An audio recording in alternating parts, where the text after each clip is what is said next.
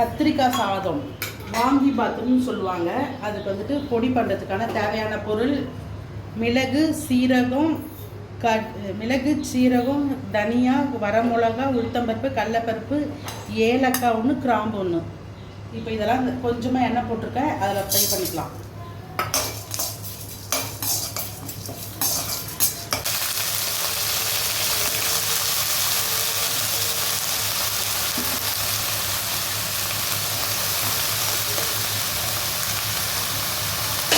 மஞ்சள் பொடி, தேவையான அளவு உப்பு.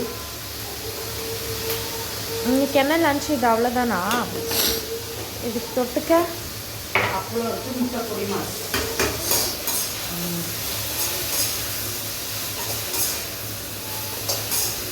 இப்போ இது மூடி வச்சுக்கலாம், கொஞ்சம் நேரம் வேகட்டும். கத்திரிக்காய் இது வறுத்து வச்சுருக்கிறத பொடி பண்ணிக்கலாம், பவுடர் பண்ணி எடுத்துட்டு அதுக்கப்புறம் என்னென்னு வச்சு இப்போ இந்த வச்சு வச்சுருக்க சாதத்தை போட்டுக்கலாம். தேவையான அளவு உப்பு போட்டுக்கலாம். கத்திரிக்காய் இப்போ இந்த சாதத்தை போட்டு பொடி பண்ணி வச்சுக்கிறது இதில் போட்டுக்கலாம்.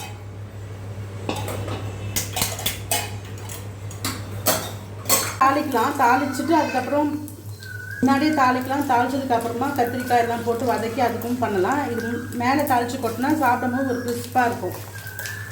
ரெடி. ட்ரை பண்ணி பாருங்கள். ஒவ்வொருத்தர் ஒரு மாதிரி பண்ணுவாங்க, நான் இந்த ஸ்டைலில் தான் பண்ணுறேன். இதுக்கு வந்து தொட்டுக்கிறதுக்கு அப்பளம் பொரிச்சிருக்கோம், முட்டை பொடி மாஸ் பண்ணுறோம்.